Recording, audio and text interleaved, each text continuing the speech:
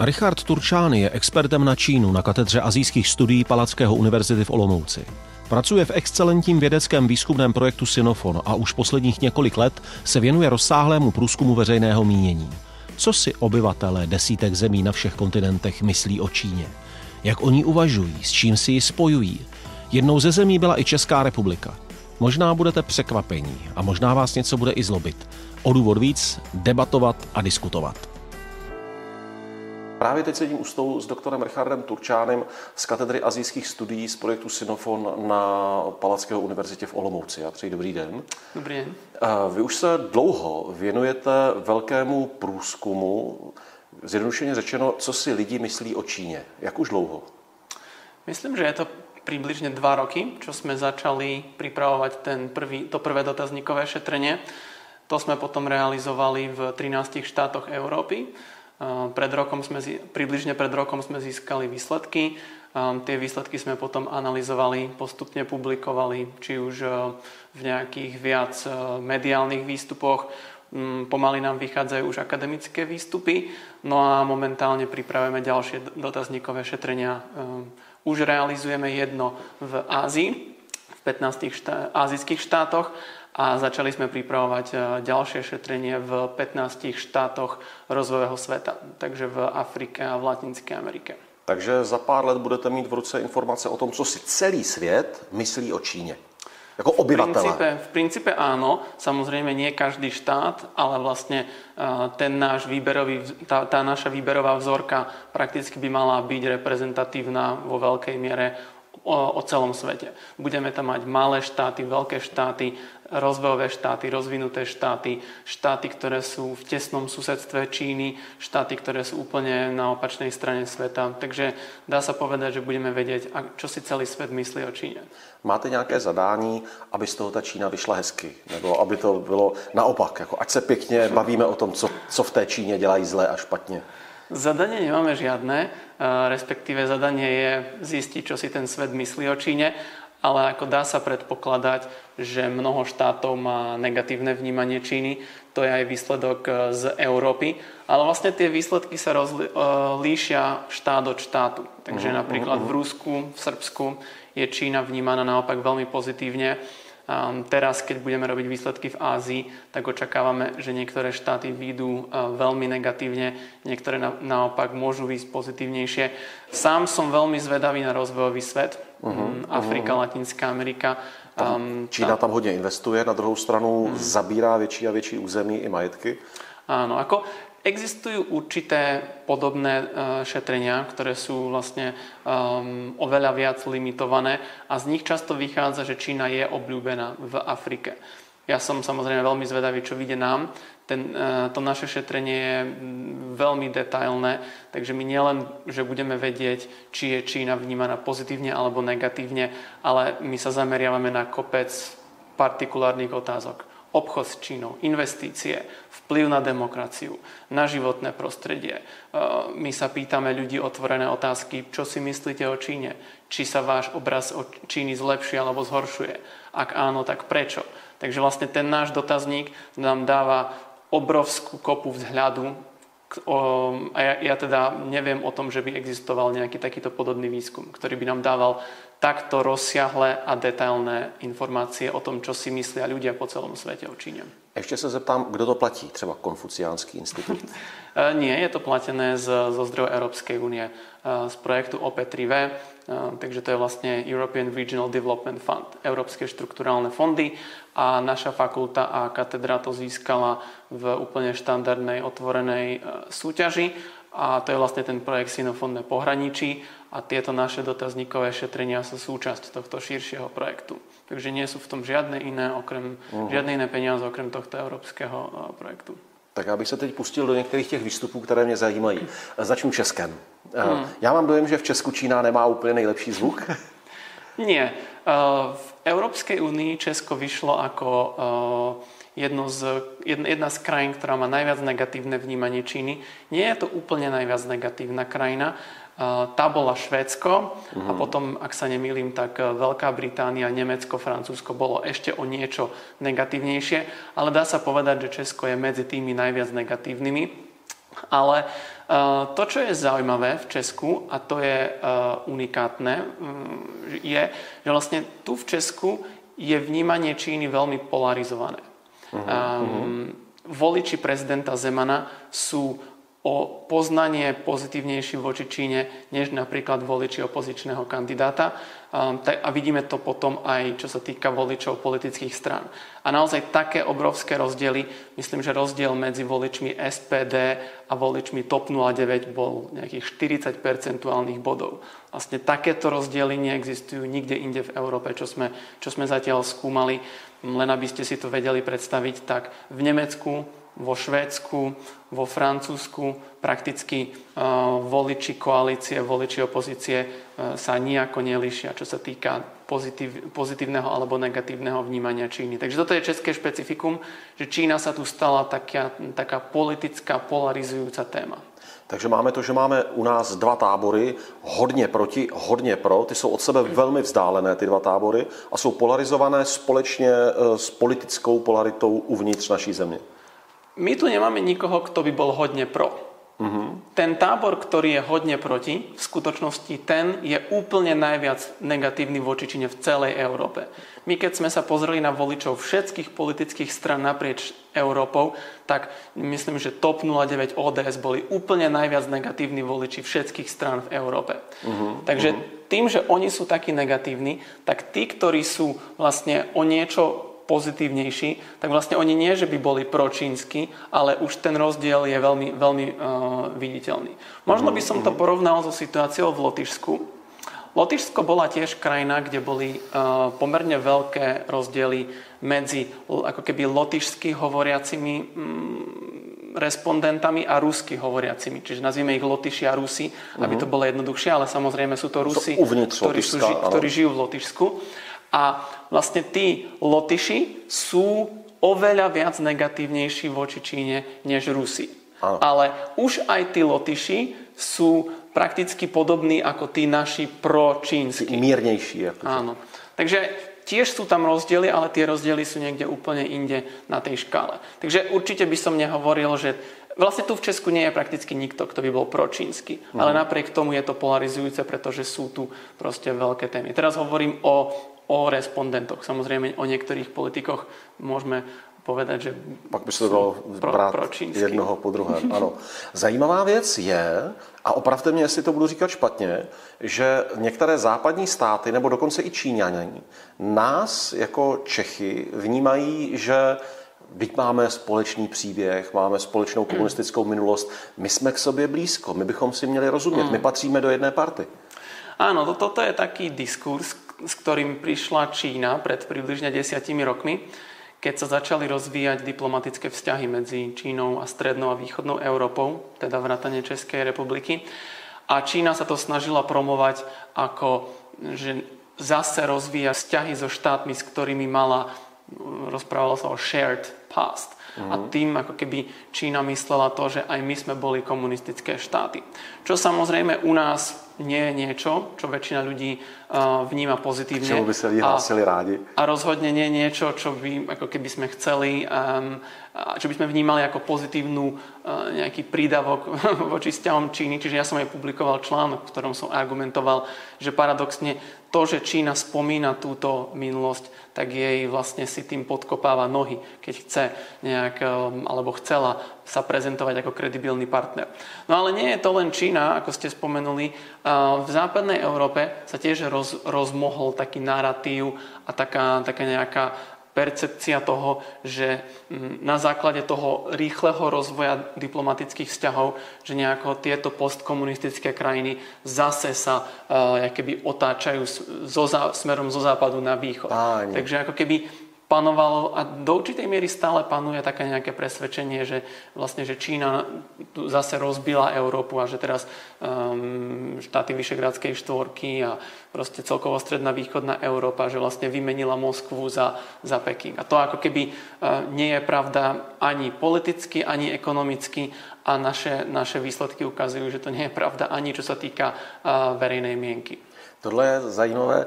Já si vzpomínám třeba, když jsem měl rozhovor s Ondřejem Kučerou právě o tom, jak přemýšlet o Číně, tak v té diskuzi pod tím videem bylo hodně vyjádření od těch vyhraněných odpůrců Číny. A tak si v tuto chvíli představuji, jak ti vyhranění odpůrci ještě poslouchají, že nás jako třeba naši různí evropští skoro sousedé nebo prostě spoluevropané háží do stejného pytle, jak se jako rozčilují, že to takhle nebude. Pojďte se trošičku blíž probrat tím, kdo z těch evropských zemí nás jako bere, jako že máme k té Číně blíž. Měl byste nějaký příklad? Ono sa to nedá povedať, že kdo, čo sa týka štátov, ale ako keby toto vnímanie začalo byť populárne proste v Bruseli, v Berlíne, v Paríži.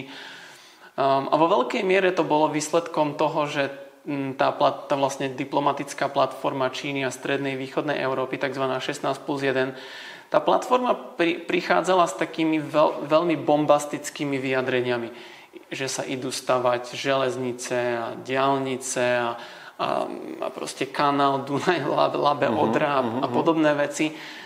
Prakticky nič z toho sa nezrealizovalo, ale bežný človek si prečíta noviny, kde je titulka, že Čína sľubuje 10 miliard tu a 10 miliard tam a že sa toto ide budovať. A potom už tie médiá nepublikujú to, že prakticky všetky tieto infraštruktúrne projekty išli do stratená. Vlastne žiaden z nich, opakujem, žiaden sa nerealizoval v štátoch Európskej únie tak, ako to Čína chcela. Jediný, ktorý sa stále diskutuje, je železnica z Budapešti do Belehradu. Tá mešká už niekoľko rokov. Sú tam stále obrovské investice a nejastá návratnosť? Nie je to ani až také veľké. Myslím, že to je 1 alebo 2 miliardy. Zase to proste nie je niečo, čo úplne zmení obraz krajín. Len aby sme si predstavili, čínske investície v našich krajinách sa pohybujú niekde okolo 1% investícií. Čína nás neskupuje. My tu máme 99%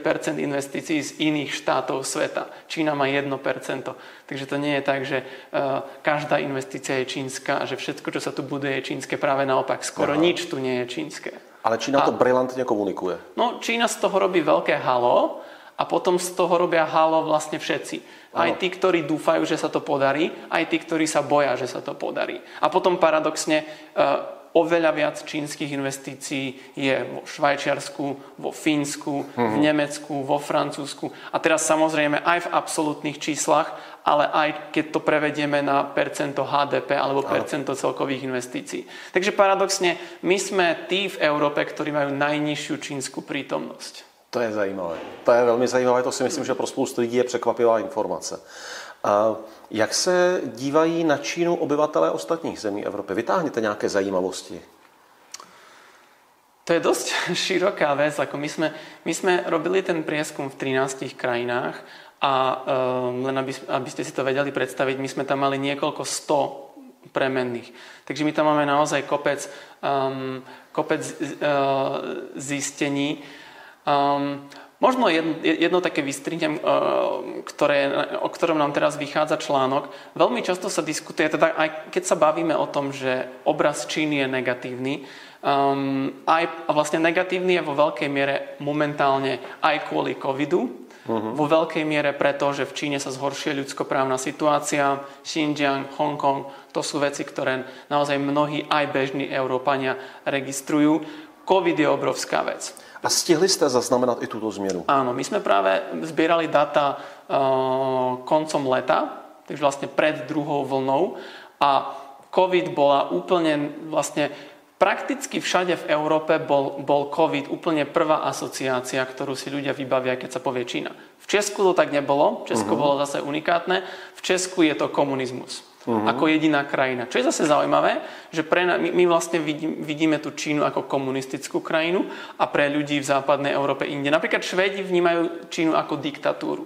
Áno. Nie komunizmus, ale diktatúra. Ale väčšina ľudí v Európe teda si vybavila COVID. Takže to ako keby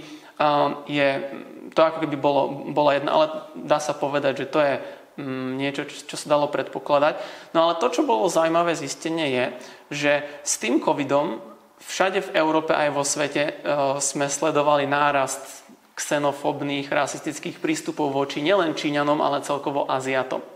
No a Často aj u nás sa diskutuje, že vlastne napríklad politici to vyjadrujú, že my sme kritickí a negatívni voči Číne, ale nie voči Číňanom. No a to vlastne naše dotazníkové šetrenie ukázalo, že ono to tak úplne nie je. Pretože respondenti, ktorí sú negatívni voči Číne, sú aj negatívnejší voči Číňanom. A naopak tí, ktorí sú pozitívnejší voči Číne, sú pozitívnejší aj voči Číňanom. Je to trošku komplexné. Máme k tomu, ako som povedal, článok, ktorý vychádza v časopise Asian Survey, takže trochu mu robím také promo, ale de facto to takto platí. A platí to aj z druhej strany. Dá sa povedať, že to, že čínska zahraničná politika, čínska diplomacia, čínske ľudské práva sa zhoršujú vo vnímaní sveta, tak to vlastne sťažuje postavenie Číňanom vo svete. Pretože oni kvôli tejto čínskej politike, čínskej vláde sú vnímaní negatívnejšie, pretože sú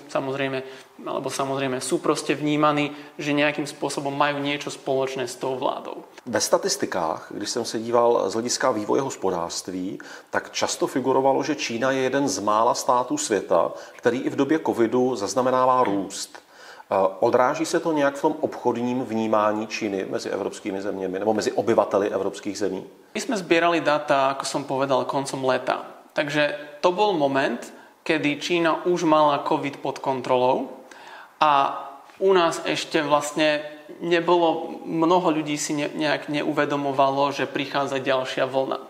Ale už vtedy sme sa pýtali respondentov, či si myslia, že Čína vlastne bude ekonomicky profitovať a veľká časť si myslí, že Čína bude ekonomicky profitovať. Což sa potvrdzuje vlastne. Čo sa potvrdzuje, ale toto je veľmi komplexná vec, pretože Čína závisí na technológiách z rozvinutého sveta, polovodičoch z Ameriky, z Tajvanu a podobne. Povedal by som, že toto je naozaj veľmi taká komplexná téma a bude závisieť od toho, či si Čína dokáže veľmi rýchlo vybudovať alternatívne, či už vlastné zdroje, alebo či to získa niekade inakade. Ale samozrejme to, že Čína ekonomicky rastie a vlastne sa s tým covidom vysporiadala rýchlejšie než zvyšok sveta, tak dá sa povedať, že to je niečo podobné, ako sa stalo v roku 2008. Kedy globálna finančná kríza taktiež to čínske hospodárstvo mierne spomalilo a potom sa vrátilo na tú trajektóriu, kým hlavne rozvinuté štáty, Európska únia špeciálne, nám trvalo niekoľko rokov a prakticky my sme sa nikdy nedostali. Nedostali na tú úroveň pred rokom 2008. Takže tie prognózy o čínskom ekonomickom raste, o nejakom dobiehaní Spojených štátov, COVID to zase urýchli.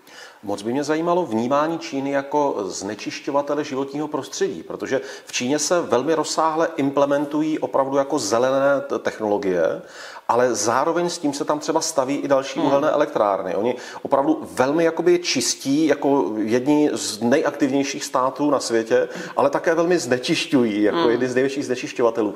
Jak to vnímají obyvatelé Evropy? Toto je veľmi zaujímavá otázka a aj ten náš výsledok bol veľmi zaujímavý, pretože my sme sa pýtali Európanov na rôzne aspekty Číny, čínsky obchod, čínske investície, čínska armáda, čínsky vplyv na demokraciu vo svete a potom čínsky vplyv na vlastne svetové vlastne životné prostredie. A zo všetkých týchto vecí, bolo ich asi 8 alebo 10, práve ten vplyv na životné prostredie vyšiel najnegatívnejšie. Čo bolo jedna z vecí, ktoré ma možno trochu prekvapila, pretože možno som čakal, že čínska armáda bude vnímaná negatívnejšie. Ale ako hovoríte, ten čínsky vplyv na svetové ovzdušie alebo svetové životné prostredie bol vnímaný veľmi negatívne. Momentálne v Ázii sa pýtame viac detailných otázok práve na toto. V štátoch ako v Južnej Kórei napríklad je toto veľká téma, kde vlastne obyvatelia veria, že ich znečistenie je de facto presunuté z Číny, takže vlastne tvrdia, že Čína je ten znečisťovateľ. Paradoxne, toto je trochu, to je aj to, čo ste sa pýtali, že ako to teda je. Či je Čína problém, alebo je Čína riešenie. No a Čína je oboje. Čína je samozrejme najväčší znečisťovateľ na svete. a pretože je aj najväčší štát, najrýchlejší štát, pretože my celá Európa, celý rozvojový svet sme si presunuli priemysel do Číny. Takže áno, Čína je najväčší znečisťovateľ, na druhej strane na obyvateľa to tak nie je. Na obyvateľa Čína stále znečistuje menej než my tu v České republike. Počkej. Opravdu méně než my v přepočtu na jednotlivé obyvatele. My, Česká republika, jsme v přepočtu na obyvatele větší znečišťovatel než Čína. To by sme sa museli pozrieť špeciálne na konkrétne oblasti, ale čo sa týka výroby odpadu a podobne, vo všeobecnosti dá sa povedať, že Čína znečisťuje na obyvateľa menej než Česko alebo Európska únia. Takže, ale to zase tým nehovorím, že teraz Čína je tá dobrá. Jasne. Proste to, čo sa snažím povedať, to je niečo povedať, že absolútne je Čína najväčší znečisťovateľ. Čo sa týka HDP, to tak vôbec nie je. Takže myslím si, že obe tie čísla je potrebné brať do úvahy a aby som sa potom dostal napríklad k tej Južnej Kórei. Kórejci ako keby vnímajú, že ten problém je vyprodukovaný Čínou. Ale on je Čínou vyprodukovaný len v určitej menšine. Veľká časť toho znečistenia v Kórei je vlastne výsledkom toho, čo sa deje v Kórei. A pokiaľ ľudia nebudú možno tlačiť na to, aby sa robili zmeny v Kórei a miesto toho budú obviňovať Čínu, tak vlastne tým nevyriešia ten problém. Ale je to veľmi dobré politikum asi pro místní politiky. Jak to vysvetľovať? Môžu za to oni. Samozrejme, že je to politikum. A ešte raz, samozrejme, čínske mestá sú medzi najviac znečistenými na svete. Čiže ako keby je to niečo, čo ja do Číny cestujem. V Číne je to naozaj veľmi ťažké s ovzduším, s pôdou, s vodou. Takže ako keby určite to čínske životné prostredie je veľmi znečistené. Je to obrovský problém. Proste je potrebné sa na to pozerať z viacerých perspektív. To je nesmírně zajímavá tematika. Já to teď přenesu. Já jsem se v jednu chvíli pousmál, když jste říkal, řeší se vliv Číny na světové ovzduší. Opravdu i v tom přeneseném slova smyslu. Zaznamenal jste, že by na základě publikování těch vašich výzkumů se objevil nějaký tlak z čínské strany směrem k vám? Toto neříkejte, toto byste mohli víc zdůraznit. Paradoxne nie. Zatiaľ sme to nezaznamenali a vlastne to, čo je zaujímavé, je, že mnohé naše zistenia sú ako keby negatívne pre Čínu, ale zase niektoré môžu byť negatívne pre niekoho iného. Tým, že my máme naozaj tvrdé dáta, tak ako niekto môže povedať, že sme si ich sfalšovali, ale v princípe, ak povieme, že sme si nesfalšovali dáta, tak my proste jasne ukazujeme veci. Takže potom už sa posúvame len k nejakej interpretácii. Paradoxne, keď naše výstupy boli citované myslím, že to bolo BBC a Deutsche Welle v čínskych verziách, tak vlastne týmto spôsobom sa dostali aj do Číny a vlastne v Číne vyšiel nejaký blog reportéra Global Times, ktorý mal, myslím, že 20 miliónov komentárov alebo proste takéto šialené číslo a naozaj to bolo, keby bol to veľmi populárny článok. A vlastne mnoho ľudí tam diskutovalo to, že samozrejme, že Európania sú negatívni, pretože je to výsledok manipulácie, je to výsledok mediálneho nejakého pretože v Číne si myslia, že západné médiá sú protičínske. Takže niečo takéto vlastne tam zaznievalo, ale nikto sa nám neozval s tým, že... Že nečelíte nejakému tlaku, nebo že by vám denně chodilo 300 mailů, které tlačí niekam? To nebola tam táto kritika, ale takisto sme napríklad boli kritizovaní za to, že poukazujeme na ten protičínsky rasizmus, xenofóbiu, tak napríklad tu v Česku sme boli kritizovaní, že sme pročínskym, že proste to je čínska propaganda, pretože poukazujeme na protičínsky rasizmus. Čiže vlastne tá moja odpoveď je rovnaká. Toto sú data. Môžeme sa ísť baviť o tom, ako ich interpretovať, ale vlastne toto sú data, takto nám to vychádza. Ono to vždycky je právě i v těch komentářích pod tím videem vidět, a tady to bude určitě to stejné, že ti vyhranění příslušníci těch různých táborů si vyberou segmenty, které podporují jejich hořkost a na tu pak patřičně hořce třeba reagují. A tady je opravdu to jediné, jak říkáte vy, opřít se o to, zkrátka jsou to tvrdá data. Říkají nelichotivé věci o Číně, ale říkají i, nebo odkrývají některé předsudky nebo zažité už prostě formulace, které v tuto chvíli už nemusí být úplně pravdivé ve vztahu k Číně. Souhlasím. Napadá vás nějaký největší mýtus? Odkryli jste něco, kde jste si říkali, no páni, všichni si myslí, že to je takhle a přitom naše zjištění ukazují, že je něco jinak? Jeden mýtus, ktorý mňa osobne už začína vytáčať, teda okrem toho, že stredná východná Európa je pročínska, čo to tak nie je, taky. To sme už spomenuli. Ďalší mýtus, ktorý ma vytáča, je to, že Európa je rozdrobená a že máme tu obrovské rozdiely voči Číne a že nevieme sa dohodnúť na nejakých veciach a podobne. A keď hovorím, že je to mýtus, tak je to mýtus jednak preto, že v Európskej únii máme 27 štátov, ktorý vlastne každý má právo veta. A to právo veta niekoľkokrát bolo použité, napríklad v Maďarskom alebo Gréckom, takže áno, v tomto prípade tieto štáty vlastne zabránili nejakému európskemu koncenzu, ale v mnohých prípadoch sa Európska únia dokázala dohodnúť. 27 štátov sa dokázalo na niečom dohodnúť. Takže to je prvá vec. Druhá vec je, že vlastne tie naše výsledky, keď si teda dáme bokom Rusko a Srbsko, čo ako som hovoril, nie sú v Európskej únii a sú vlastne veľmi odlišné, tak tých zvyšných 10 štátov Európskej únie a Veľká Británia, ktorá už je mimo, sú veľmi podobné. My vlastne všetky týchto ľudia v týchto štátoch, napríklad Maďari, čo Viktor Orbán 10 rokov sa snaží hrať ako keby pročínsku politiku, jeho voliči mu to nežerú. Maďari sú takmer taký istý negatívny voči Číne ako Česi. A čo sme hovorili, Česi sú takmer najviac negatívni. Keď porovnáme Maďara, Švéda a Itala, tak sú prakticky podobní. Môžu sa tam líšiť nejaké veci, ale naozaj ako vo všeobecnosti prakticky všetci Európania sa zhodnú na tom, že Čínu vnímajú negatívne, nedôveruje jej, ale vnímajú ju ako niekoho, s kým je nutné jednať. A toto je dôležité. Prakticky tá hlavná politika, ktorú respondenti doporučovali, nebola nejaká ako keby súperenie geopolitické alebo niečo, ale tá hlavná politika bola, musíme s Čínou spolupracovať pri riešení globálnych otázok. V zátvorke sme tam uvádzali pandémie, znečistenie. Takže to je možno to, čo často opakujem, že Európa chce jednať s Čínou nie preto, že jej dôveruje a že ju má rado, ale preto, že ju vníma ako niekoho, s kým jednoducho je nutné jednať.